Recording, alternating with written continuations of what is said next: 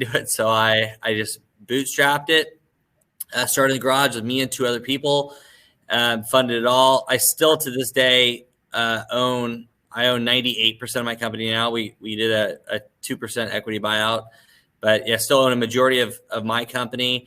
We grew it in the last decade to there's over 300 employees now. And we like you mentioned, the company's worth a little bit north of $100 million. That's like the quick recap, Got it. Okay. So let's go into kind of what you can share that would help companies. And then as an investor, I want to go into what would it take for an investor to approach, to invest in your company, and also what would be the right approach. So regarding, as a company, a lot of these guys need to be FDA approved, whatever the case may be. Can you give some information regarding, that process, and as well as, when you're able to start growing, what are like the first steps to start growing exponentially? And I know kind of maybe you can give us some of your backstory as to how you started growing, and when did you hit that inflection point? Yeah, there's definitely a variety of like stages to running a company. I did the last 4 years. I did a CEO program at Harvard, and then a 3-year program at MIT. It's really interesting. Like, anybody started a company from their garage and bootstrapped it, like definitely like the challenges you have the first year or two are totally different than the challenges we have now. So it kind of depends on like what it's like a kid, right? Like when you're, the way you parent, I've got 4 kids, and the way, we have if you have a 2 or 3-year-old, the way you parent them is totally different than the way you parent a teenager. And I always think of business kind of like that too. You gotta kind of build and manage your business depending on what stage of the company you're at. So for us, and again, there's a variety. I look through the thing. I know there's a variety of companies presenting today. For us, we spent the first 5 years just really focusing on distribution and, hiring our sales force, building it out, making the sales calls, bringing on surgeons. We have over 6,000 orthopedic surgeons, podiatrists, and spine surgeons that currently use our product today. And we can launch products really, really fast now because we have distribution in 41 states. That was kind of our focus for 5 years. And then we in year 6, we got more into product development. So the first couple of years, we just white labeled products. Like there was a couple of our key products that we, were like drove most of the revenue in what we did. And we just partnered with companies in Germany and China. It was already FDA approved products that we just threw our company's logo on. I mean, probably a lot of people on this call are familiar with white labeling, but that's like a really quick, efficient way of scaling and building a company. And then once we did that and we proved the market, we had the revenue, it was a good profitable company. Then we went back and re-engineered and got our own patents and redid, added the technology to the unit. We got patents around it. We developed our own chip boards. Now we manufacture all our own stuff. Yeah. So, well, let me ask you this. It's definitely way harder to do that from the scratch, man. If you're the lean startup, you're supposed to build like an MVP and, so. Absolutely. So when was that like initial inflection point? Because there's a lot of companies in attendance right now that, are struggling and they're trying to make it. When was that like inflection point where you started growing, and what exactly was that process like? How did you get to that inflection point? Was it just you not giving up and you just continued on, and because of that it naturally occurred that you started becoming more successful? Or was it kind of, walk me through that process? When did you get to that, from the point of like, oh, this is so hard, I want to quit, to you reach this inflection point where you start growing, you start seeing like hope? Yeah. I mean, as an entrepreneur, my guess is that probably every entrepreneur deals with that like monthly, in terms of like, oh man, this is just such a pain, or, but I for what you're referencing specifically in the beginning, like everybody has different challenges. For us, the challenge, the first 2 or 3 years was just financing. Like we actually were growing like crazy. It was just more trying to fund it. There's a quote at MIT they have that says more companies die from indigestion than starvation.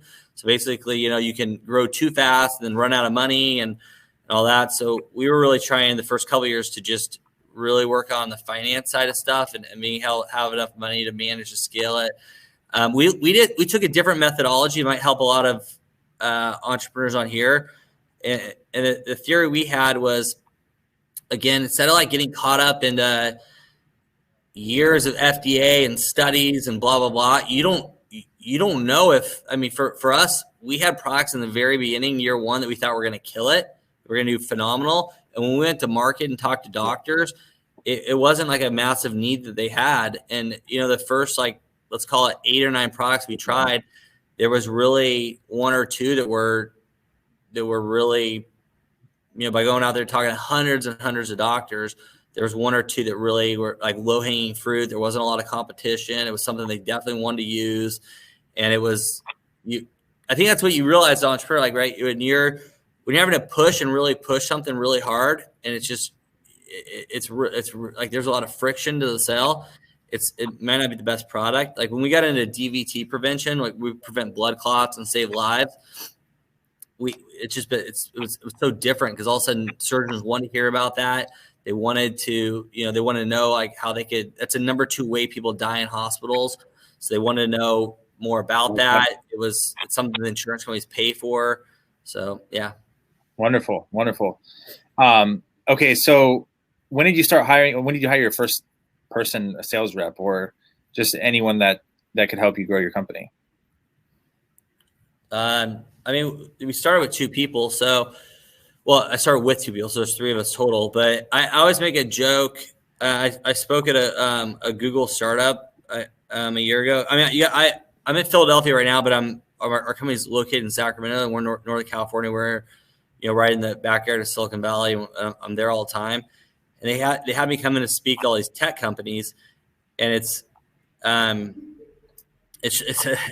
little bit different because in my world, like the first 5 people that we hired in my company, which it's not always the same for everybody, but for us, 4 of the first 5 people we hired were all sales because we had rights to 5 different products, and we were going out there.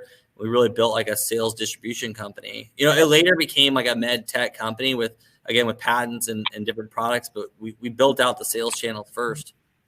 Yeah. I think what people are probably wondering is in those initial stages, right? When you're hiring your sales reps, you hire on commission only, right? Yeah. Uh-huh. Commission only. You have some sales reps that earn $1 million a year, correct? Yeah, our top sales rep made about $3 million last year, but yeah, we have a couple of okay. Excuse me. Yeah. Okay. So hey, we're proud of that, man. Yeah. No, it's great. Yeah, you should mention that all the time. And so to get those initial like people to work with you, you're not really like, you haven't really made it yet, right? So you're still working and trying to do the best you can to get to the level you need to be, but how do you get those initial people to go, yeah, I'm going to join you? Like, what was that like? How was that process? Yeah, it's a different theory, and it's a different methodology that I would say if you put 10 med tech CEOs in a room, you probably have like maybe 50% one way, 50% the other way. There's a lot of people that like W-2 salary control. That's their sales force. They own it. Our methodology is that we like 1099, we like independent contractors. They can currently have a book of business in implants, and then pick up our products for the DME stuff, post-operative, that help patients heal. They have to have a non-compete with DME. They can't be selling other DME, but they can sell our products and other implant. That actually works really good because they already have relationships in orthopedics. It's a win for us, win for them, and it's a great thing. But what you're referencing is we were able to scale very, very fast. In fact, in 2013, we won the #1 fastest growing company in all of Sacramento. So there's 3,500 companies apply for this award, and we won it back-to-back years. Nobody in that region grew faster than our company.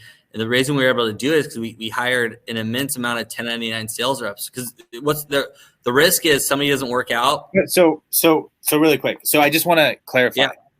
How did you get these 1099 sales reps to work with you? Because you're like, okay, you're a fledgling entrepreneur. You're like, hey, I need people to work with me. You approach these people, right? And you say, hey, I would like you to work with me. what is that conversation? How does that conversation go? What does that It's look like for us? Yeah.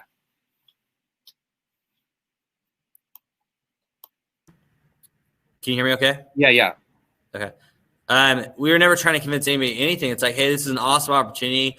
I was already in it 3 years prior. Remember, I worked for Joy, so I already knew like sales and all that. So for me, it seemed like an incredible opportunity. Every time I talked to a med rep or a distributor, it's like, hey, working with our company. In the beginning, they already have an income stream in medical. This is an ancillary product line. It helps patients heal. They recover quicker. The products are awesome. And we'll help you grow it and scale it. And I think one of the differences too, Frank, and you're really good at this yourself. You don't have to go like some people are still afraid that they gotta bat 1,000. We probably only bat like 200. Every 10 people we talk to, have conversations with, 5 are interested, and then 2 actually end up coming on and signing with us.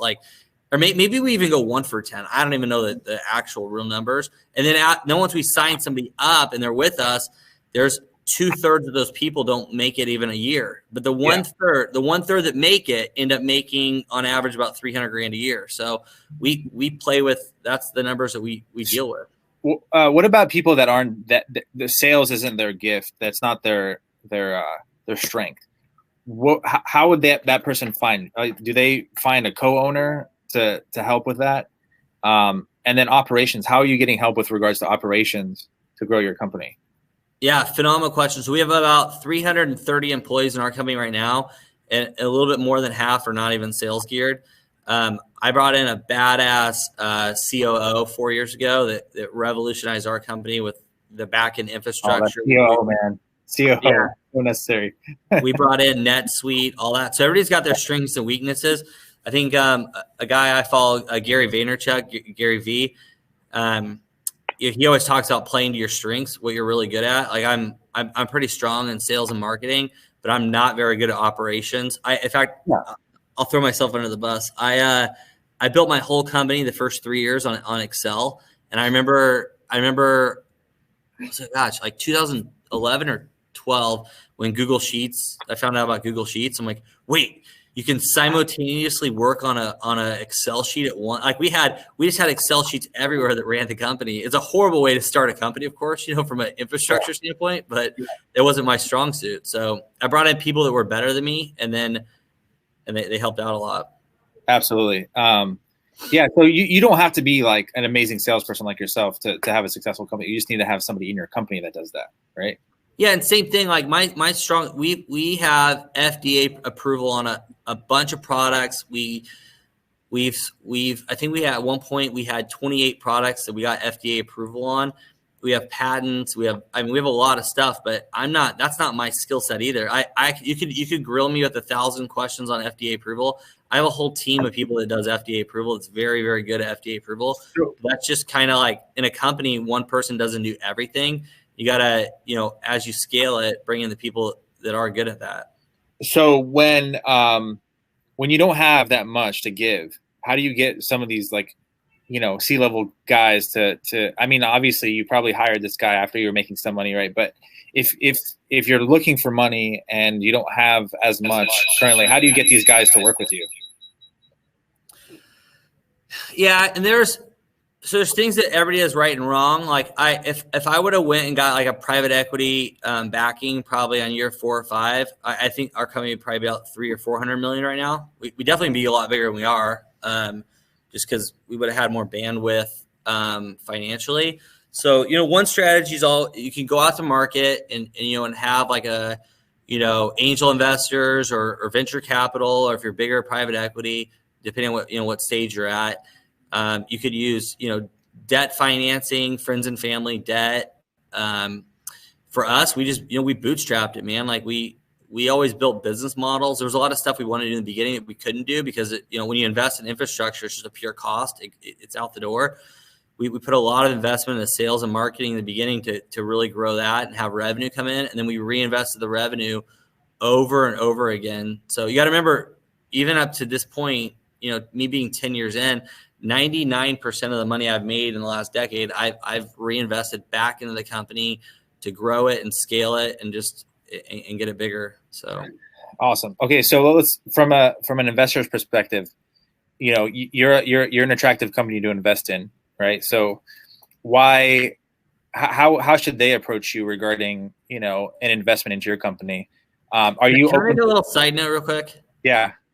I had this one guy in the beginning, and I was going to give him equity. Luckily, what happened is we were trying to figure out with the attorneys the best way to do it, through phantom stock or true stock. There's some a lot of complexities on how you do equity.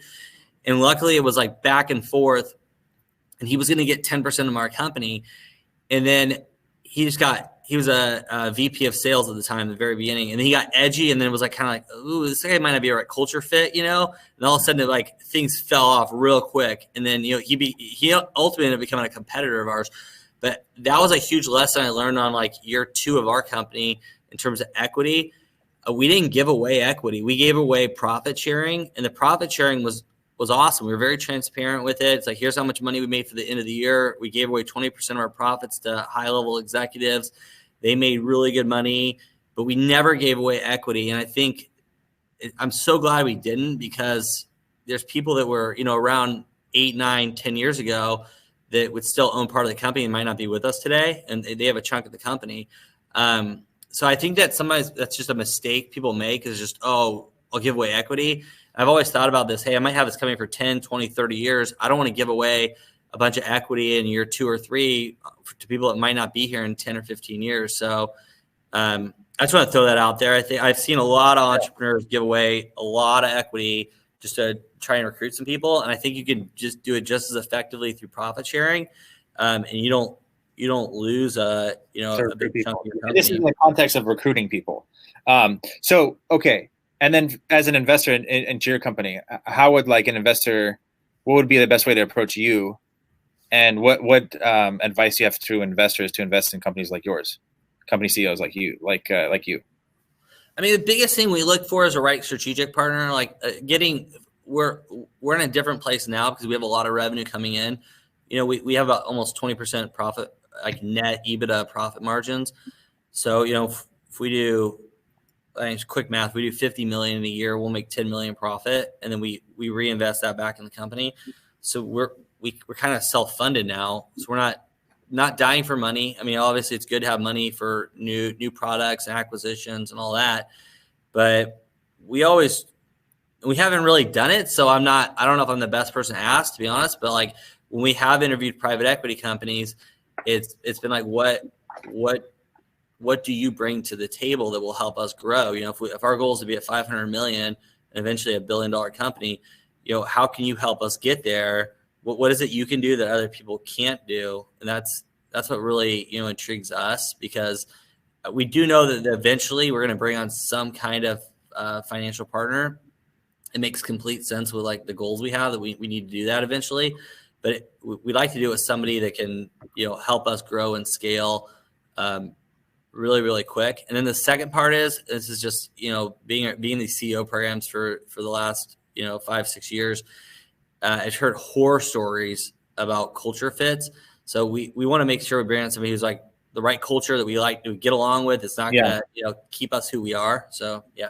So essentially what you're saying is, as an investor, if I'm going to approach you, make sure that you can bring a lot of value to the table, not just money, right? It's not just money, because it's not necessarily that you need money, but you want to grow. You have a goal of growing to $1 billion company, right? Yeah. That's your goal. So what value can you bring? So what does that look like in terms of when an investor approaches you? What does that look like with regards to the value they can bring? Is it they've grown a company themselves, or is it that they what is it? Just you like them, there's a connection. What is the main factor you look for in an investor? Well, they have to have some kind of strategic advantage. They either have contacts in orthopedics, they've got contacts at the hospitals.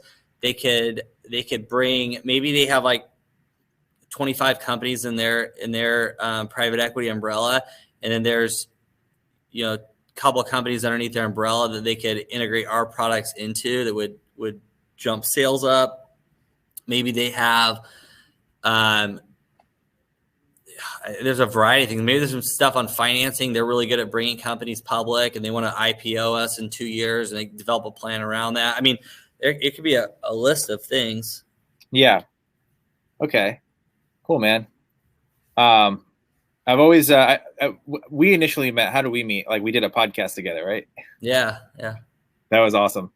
And it was a great podcast. I remember we were just like talking about random things and hating on Ty Lopez. Yeah, that's so true. That's awesome, man.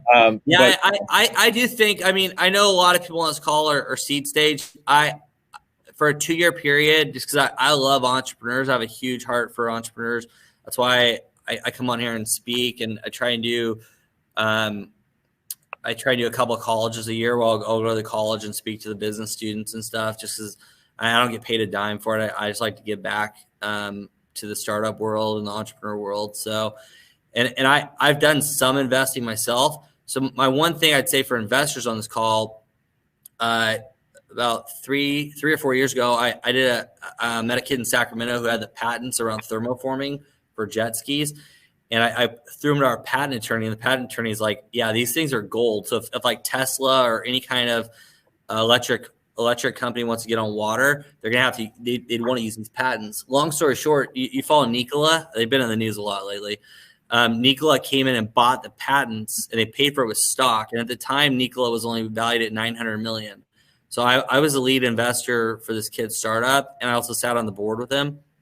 Didn't take a lot of my time, but I was able to leverage and point him in the right directions.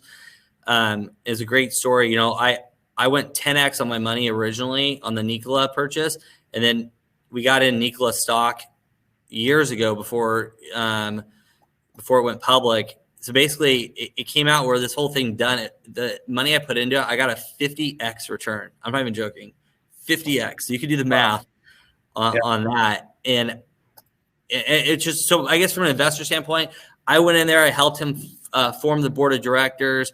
We had our attorneys look at stuff. I had my team of accountants help them with accounting. We just tried to add a lot of value. And I think sometimes, like the early stage entrepreneurs, there is investors that can really help them a lot with like the little things and help them point them in the right direction, help them move faster.